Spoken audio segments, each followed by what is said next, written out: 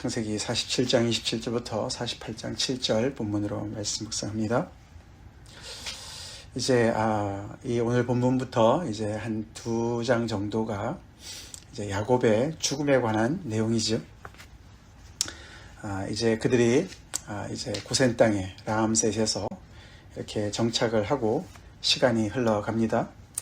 야곱의 그 자손들, 요셉과 그 형제들, 그들은 거기서 생업을 얻어서 여기 오늘 27절에 생육하고 번성하였다, 그렇게 기록을 하고 있습니다.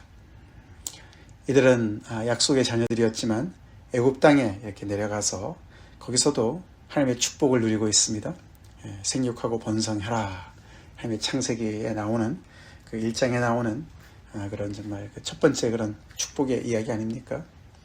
하나님의 자녀들답게 그들은 그곳에서도, 애굽에서도 하나님의 축복을 누리면서 이렇게 또 번성하고 있었습니다.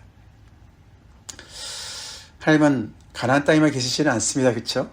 하나님은 어디에나 계시고 애굽 땅에서도 당신의 백성들을 돌보시면서 거기서 그들을 이렇게 정말 하나님의 복을 받아 누리는 그런 백성으로 이렇게 세워가고 계십니다.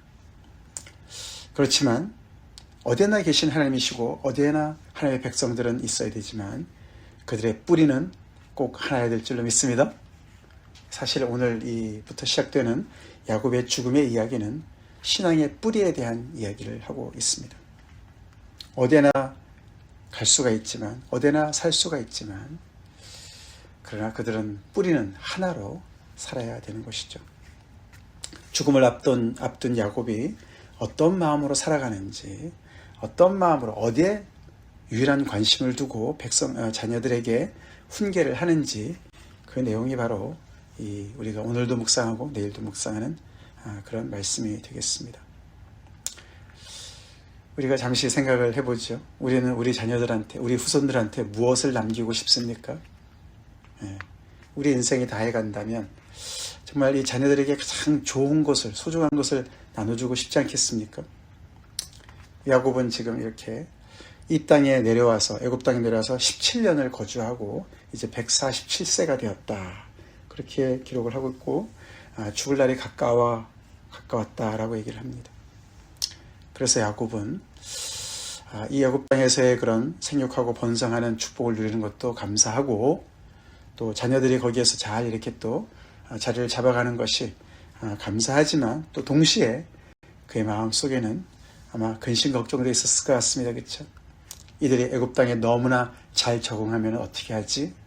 이들이 애굽 땅에서만 마음을 붙이고 이 가나안 땅의 하나님의 약속은 잊어버리면 어떻게 하지? 그런 걱정이 있었던 것 같죠? 이들의 뿌리를 잊어버리면 어떻게 하지?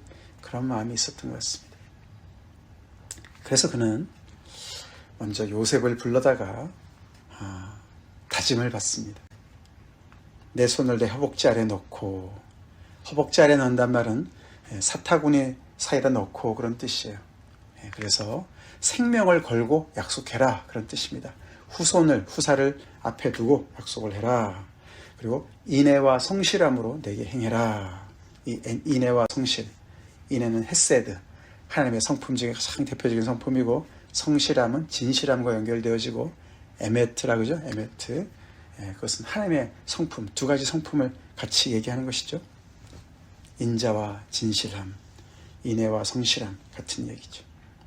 행해서 나를 이 땅에다가 장사하지 말고 주상의 묘지에다가, 거기는 할아버지 아브라함이 산 막벨라 굴을 얘기하는 것이죠. 헤브론에 있는 하나님께서 주시겠다고 한 그 약속의 땅, 가나안 땅의 한 일부인, 유일하게 그들이 돈을 주고 산 그 땅이죠.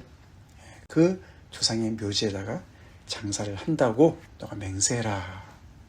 그러면서 이 애굽에서 너무나 출세하고 뿌리를 가장 깊이 내린 요셉한테, 그리고 가장 지금 현재로는 정말 의지가 되고 유력한 그 아들한테 자기의 그 장지를 확실하게 하고 있습니다.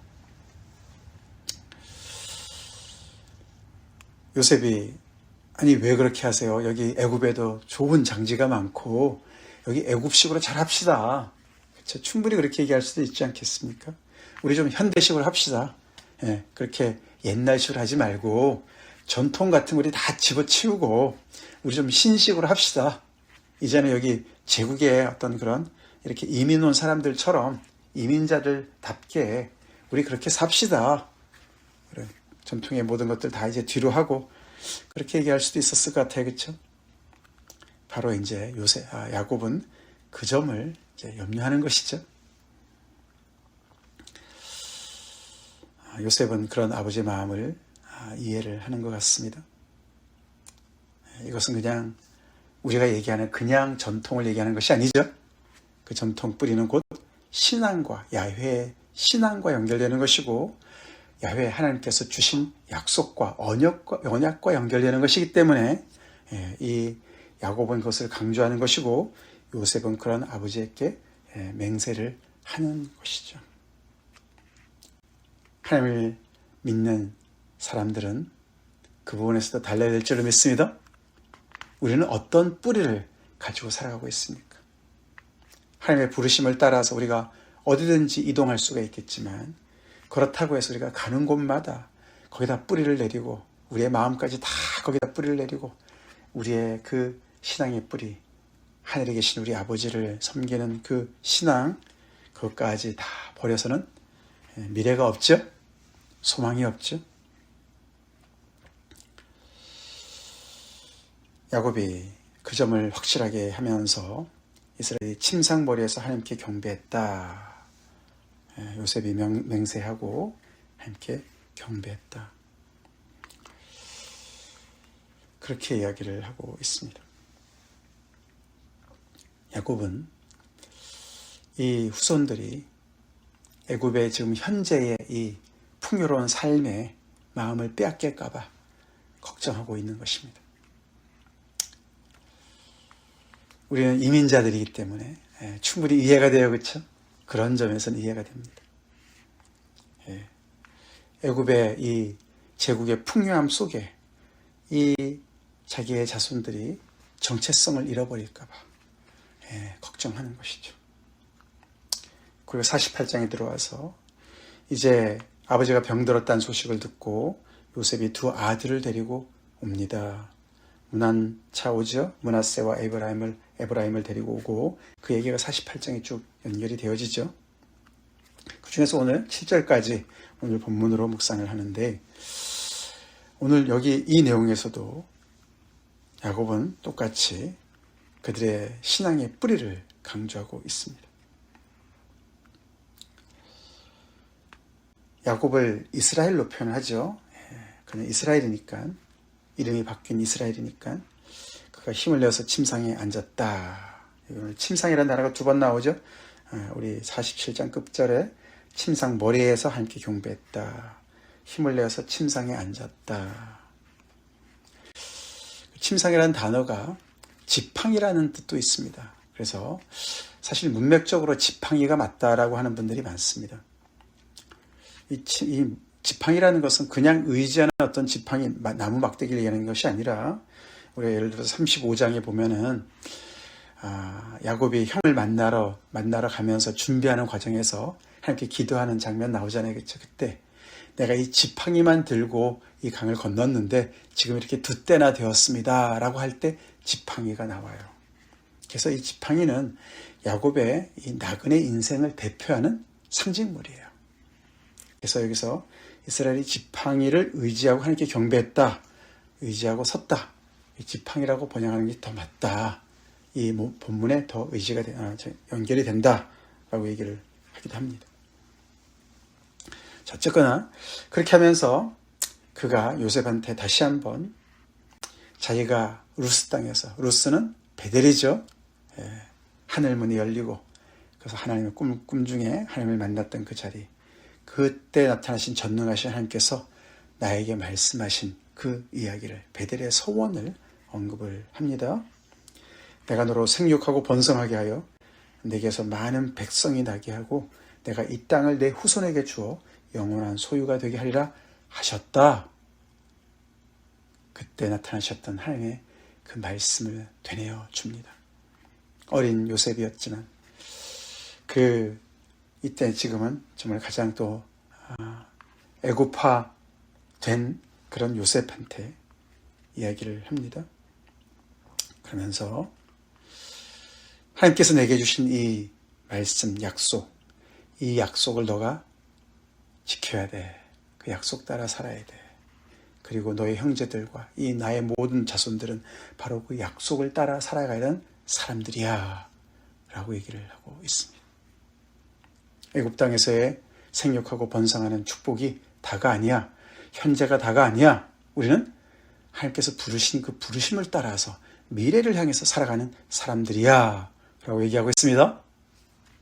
우리를 향해서도 마찬가지죠. 하나님께서 약속하신 게 두 가지죠. 많은 백성을 주시겠다.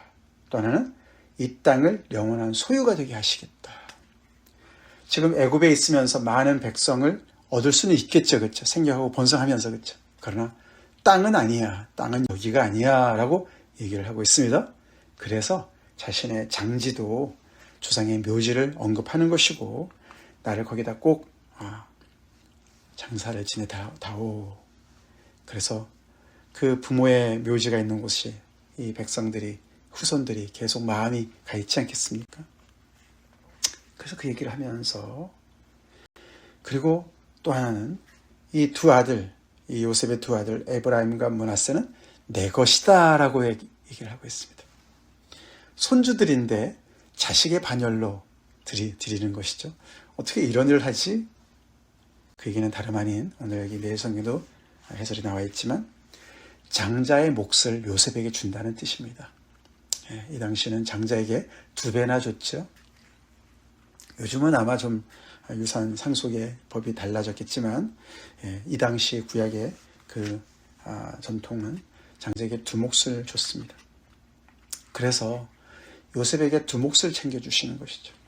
그래서 이 12 아들 중에 장자권은 사실 루벤으로 가야 되는데 나중에 보면 그죠, 루벤이 범죄했습니다.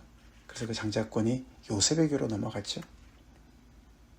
그래서 장자의 축복은 요셉에게 넘어가고 그것이 결국은 두 아들 에브라임과 므낫세의 이름으로 내려가고 요셉 대신 에브라임과 므낫세가 12지파의 이름으로 들어가지 않습니까?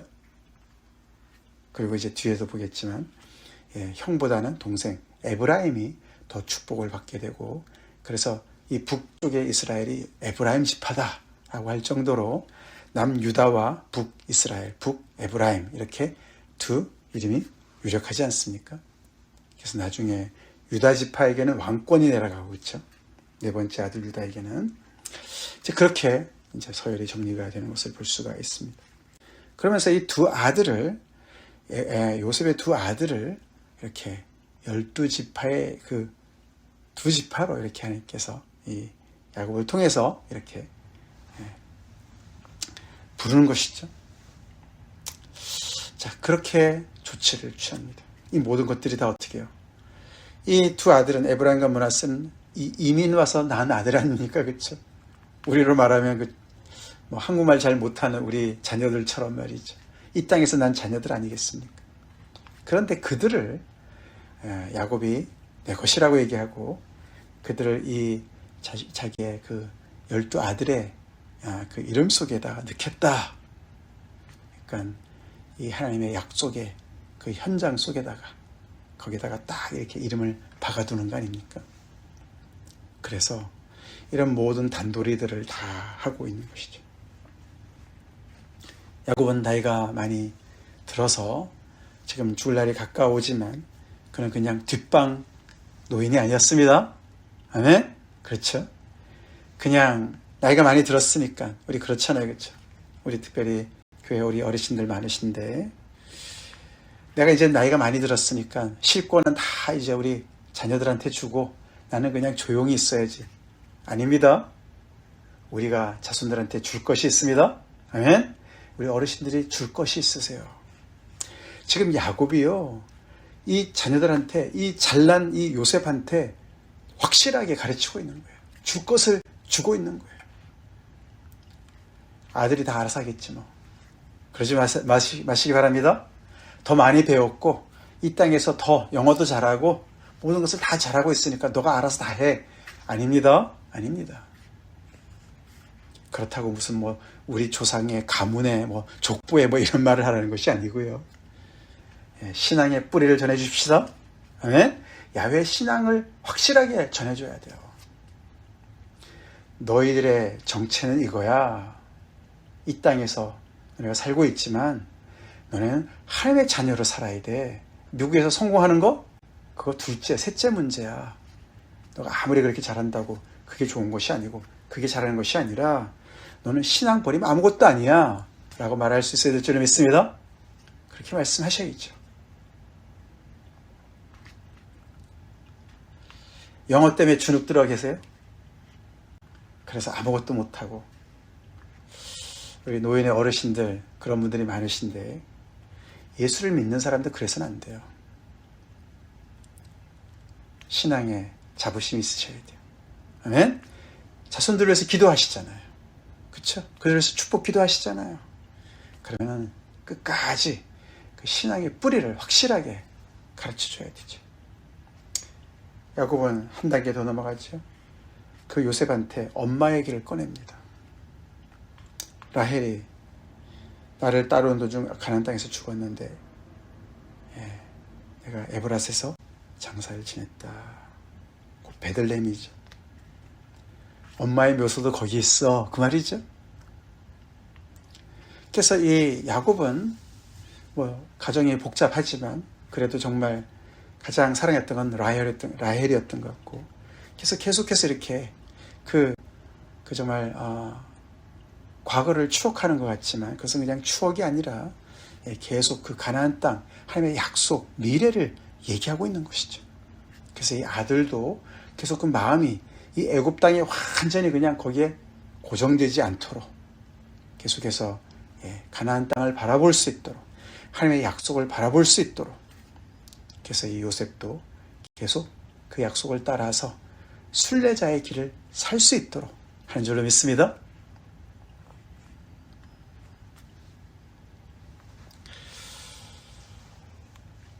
그래서 하나님의 백성들은 말이죠, 야곱이 얘기했듯이 나그네 삶을 사는 것입니다. 본향을 향해서 살아가는 것입니다. 왜냐하면 우리의 뿌리는 한국도 아니고 미국도 아닙니다. 야곱의 경우에는, 이 이스라엘 백성들의 경우는 그들이 아브라함이 떠나온 그 메소포타미아 지역도 아니고, 그렇죠? 애굽도 아닙니다. 요셉이 지금 출세한 애굽도 아니에요. 그들의 본향은 가나안 땅이자 하나님이었습니다. 우리도 마찬가지죠. 우리의 본향은 어디입니까? 우리를 부르신 하나님의 품인 줄로 믿습니다. 예수 그리스도의 십자가의 품이죠. 그래서 우리의 소속은 계속해서 한 곳이죠. 우리의 뿌리는 하나죠.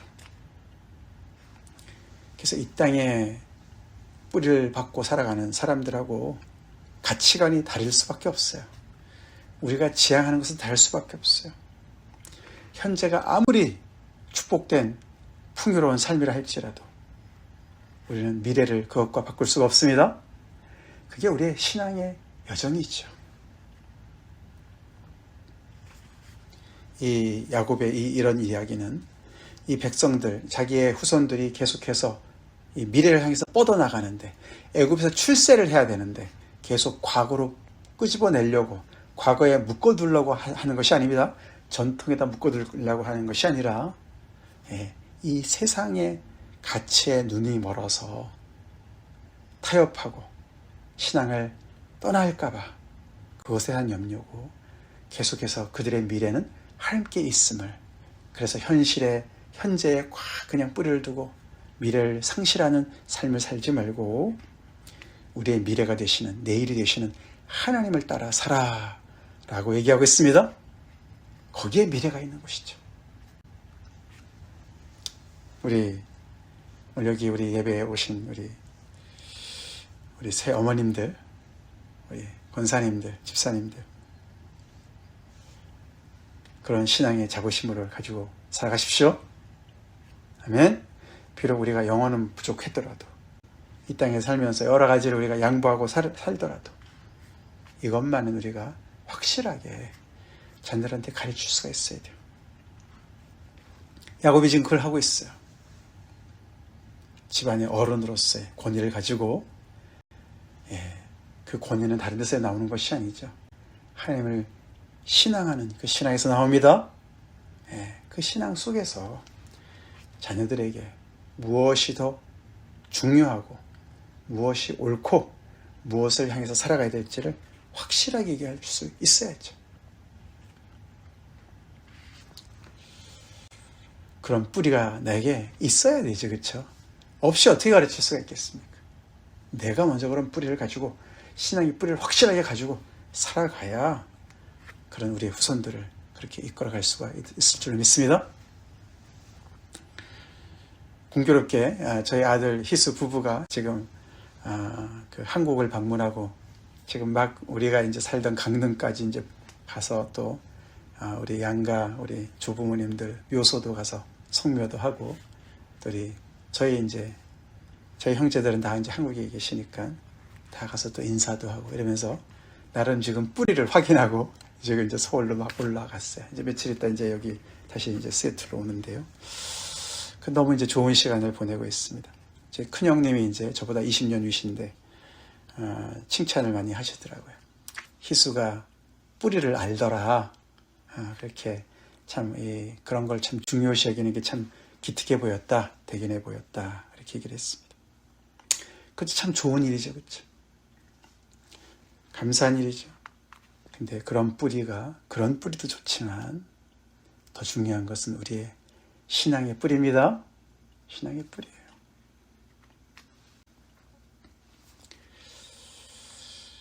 그런 신앙의 좋은 뿌리, 전통 얼마나 좋아요, 그렇죠? 야곱이 요셉한테 세상에서 출세한 아들한테 내가 만난 전능하신 하나님을 증거하는 거예요. 할렐루야. 얼마나 멋있습니까? 그것은 아무나 할 수 없어요. 우리 어르신들이 할 수 있는 거예요. 그 세월의 경륜의 연륜을 가지고 신앙의 뿌리의 연륜을 가지고 그게 얼마나 소중한 자산입니까? 그걸 부끄럽게 생각하지 마십시오. 부끄럽게 생각하십니까? 자녀들이 이런 거 안 좋아하니까 제발 그러지 마세요. 요셉이 자기 아버지가 만난 하나님을 무시한다. 싹수가 노란 거죠. 싹수가 노란 거죠. 내 스스로가 내 신앙을 부끄럽게 생각하고 내가 만난 하나님을 작게 여기고 부끄럽게 생각한다면 우리 자녀들 소망 없어요. 소망 없습니다.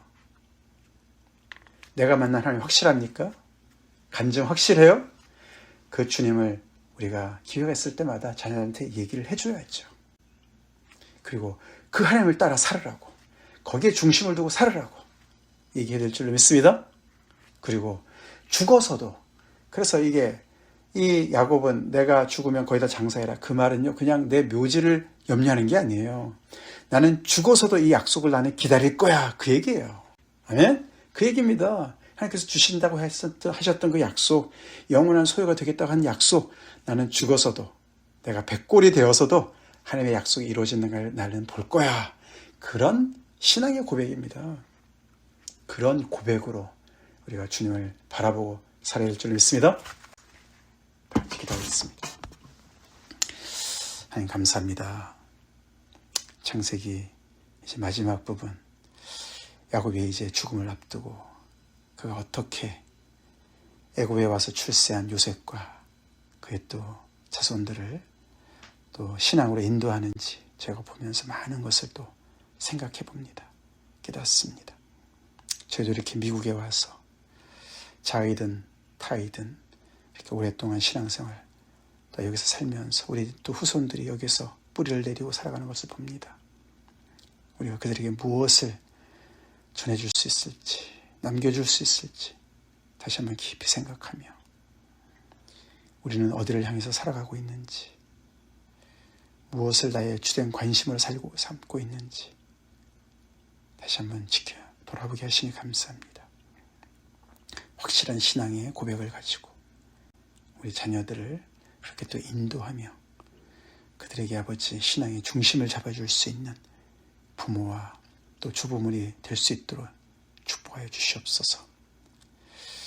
우리도 확실한 뿌리를 가지고 확실한 간증을 가지고 우리 하나님을 섬기다가 죽어서도 주님의 약속을 붙잡는 야곱처럼 그렇게 하나님의 그 말씀을 따라 살아가는 저희가 되게 하여 주시옵소서. 예수님 이름 받들어 간절히 기도 올립나이다. 아멘.